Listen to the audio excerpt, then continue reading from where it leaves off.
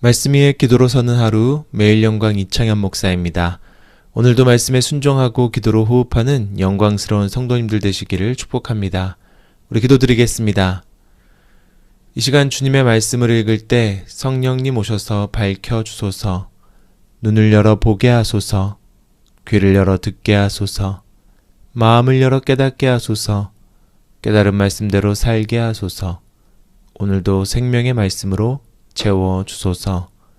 예수 그리스도의 이름으로 기도드립니다. 아멘. 오늘 함께 보실 말씀은 창세기 25장 1절에서 34절의 말씀입니다. 세번역 성경으로 봉독하겠습니다. 아브라함이 다시 아내를 맞아들였는데 그의 이름은 그두라이다. 그와 아브람 사이에서 시므란과 욕산과 으단과 미디안과 이스박과 수아가 태어났다. 욕산은 스바와 드단을 낳았다. 드단의 자손에게서 아수르 사람과 르두시 사람과 르미 사람이 갈라져 나왔다. 미디안의 아들은 에바와 에벨과 한옥과 아비다와 엘다인데 이들은 모두 그두라의 자손이다. 아브라함은 자기 재산을 모두 이삭에게 물려주고 접들에게서 얻은 아들들에게도 한 몫씩 나누어 주었는데 그가 죽기 전에 첩들에게서 얻은 아들들을 동쪽 곧 동방 땅으로 보내어서 자기 아들 이삭과 떨어져서 살게 하였다. 아브라함이 누린 횟수는 모두 175해이다. 아브라함은 자기가 받은 목숨대로 다 살고 아주 늙은 나이에 기운이 다하여서 숨을 거두고 세상을 떠나 조상들이 간 길로 갔다. 그의 아들 이삭과 이스마엘이 그를 막벨라 굴에 안정하였다. 그 굴은 마므레 근처 햇사람이 소알의 아들 에브론의 밭에 있다. 그 밭은 아브라함이 햇사람에게서 산 것이다. 바로 그곳에서 아브라함은 그의 아내 사라와 합장되었다. 아브라함이 죽은 뒤에 하나님은 아브라함의 아들 이삭에게 복을 주셨다. 그때 이삭은 브엘라 헤로이 근처에서 살고 있었다. 사라의 요정인 이집트 사람 하갈과 아브라함 사이에서 태어난 아들 이스마엘의 족보는 이러하다. 이스마엘의 아들들의 이름을 태어난 순서를 따라서 적으면 다음과 같다. 이스마엘의 맏아들은 느바요시다. 그 아래는 게달과 압부엘과 밉삼과 미스마와 두마와 마사와 하닥과 데마와 여두루와 나비스와 게드마가 있다. 이 12은 이스마엘이 낳은 아들의 이름이면서 동시에 마을과 부락의 이름이며 또한 이 사람들이 세운 12지파의 통치자들의 이름이기도 하다.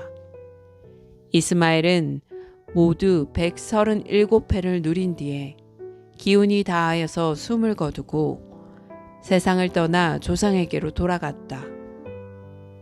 그의 자손은 모두 하윌라로부터 수르지방에 이르는 그 일대에 흩어져서 살았다. 수르는 이집트의 동북쪽, 경계 북은 아시리아로 가는 길에 있다. 그들은 모두 형제들과는 적대감을 가지고 살았다. 아멘.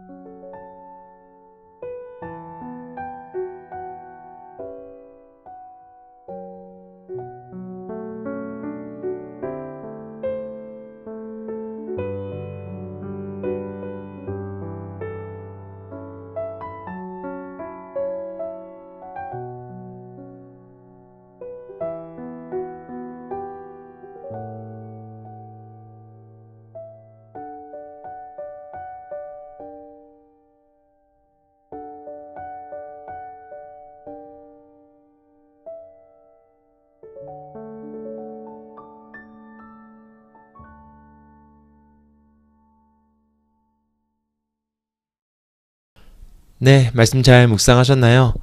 오늘 말씀은 아브라함의 마지막 순간을 우리에게 보여줍니다. 그리고 그 마지막을 통해서 하나님의 약속이 얼마나 신실하게 성취되었는지, 또 동시에 그 약속이 어떻게 끝나지 않고 이어지는지를 함께 보여줍니다. 제일 먼저 오늘 본문에는 여러 이름들이 나오는데요. 아브라함의 세 부인 구드라 사이에서 낳은 자손들입니다. 그 중에 보면 우리에게 익숙한 단어들이 있습니다. 미디안, 스바, 드단과 같은 고대 근동의 대표적인 부족의 이름들이 포함되어 있습니다. 이것은 창세기 17장에서 하나님께서 아브라함에게 약속하신 여러 민족의 아버지가 되리라, 열방의 아비가 되리라 라고 하신 그 말씀이 이루어졌다는 것을 보여줍니다. 그리고 이후에 아브라함은 175세를 일기로 사라와 함께 막벨라굴에 장사되는데요. 아시는 것처럼 이 막벨라굴은 가나안 땅에서도 유일하게 제값을 다 치르고 정식으로 소유한 땅입니다.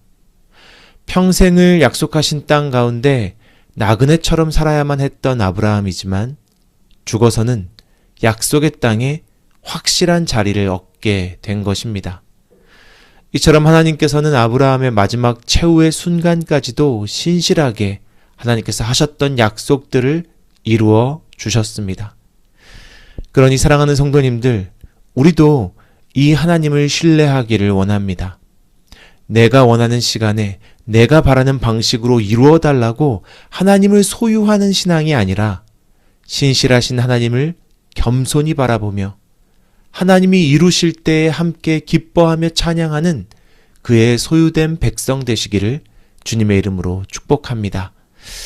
이제 본문은 성취를 넘어서 약속이 어떻게 계속해서 이어질 것인지를 보여주게 됩니다. 그렇게 막벨라굴에 두 명의 아들들이 등장하는데요. 바로 이삭과 이스마엘입니다. 성경은 이스마엘의 자손을 먼저 보여줍니다. 그의 후손들은 12지파를 이루게 되는데요. 이 역시도 하나님께서 아브라함에게 이미 약속하신 것입니다. 아브라함은 이미 죽고 없지만 하나님의 약속은 아브라함이 죽었다고 해서 없어지는 것이 아니라 바로 계속해서 이어지고 성실하게 이루신다는 것을 보여줍니다. 오늘 아브라함도 이 사실을 믿었던 것 같습니다. 자신이 죽어도 하나님의 약속은 끝나지 않을 것이라는 것을 말입니다. 그래서 그는 죽기 직전까지 하나님의 약속을 예비했습니다. 구드라의 자녀들에게도 재산을 나누어 주었지만 이삭과는 거리를 두게 만들었고 약속의 아들 이삭에게 기업을 집중하여 물려줍니다. 하나님의 약속이 흔들림 없이 이어질 수 있도록 그가 할 수 있는 일을 그의 상황과 여건 가운데에서 한 것입니다. 미리 준비한 것입니다. 사랑하는 성도님들, 아브라함은 자신의 삶으로 약속을 붙들었고 마지막에는 그 약속이 다음 세대에게 흘러갈 수 있도록 준비했습니다. 오늘 우리의 삶도 마찬가지입니다. 내 인생에서 모든 것이 다 완성되지 않아도 괜찮습니다. 그러나 하나님께서 이루신 작은 막벨라굴과 같은 약속을 붙들고 그 믿음을 다음 세대에게 전할 수 있다면 그것을 우리가 준비하고 예비하며 흘려보내야 할 것입니다.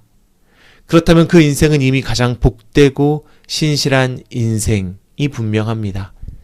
그러니 이 땅에서 썩고 사라질 것들을 붙드는 인생이 아니라 영원토록 신실하신 하나님의 약속을 붙드는 믿음이 우리의 가정과 교회를 통해서 믿음의 다음 세대들에게 흘러가기를 주님의 이름으로 축원합니다.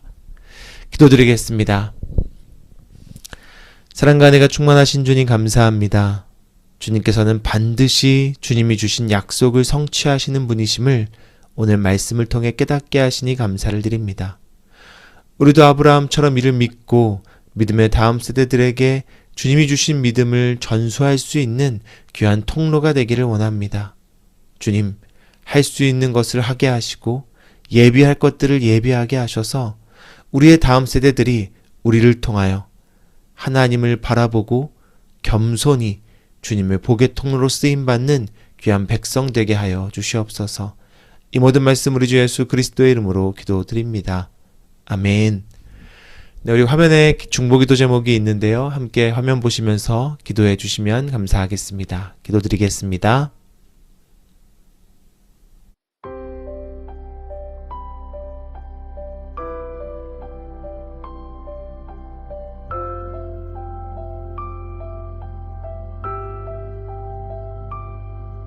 그대 폭풍 속을 걷고 있을 때 비바람을 마주해야 할 때 불빛조차 보이지 않아도 그대 혼자 걷지 않을 거예요. 두려움 앞에서 하늘을 보아요. 외로운 그대여 걱정 마요. 꿈꾸는 그 길을 또 걷고 걸어요. 그대 혼자 걷지 않을 거예요. 내 폭풍 속을 걷고 있을 때 비바람을 마주해야 할 때 불빛조차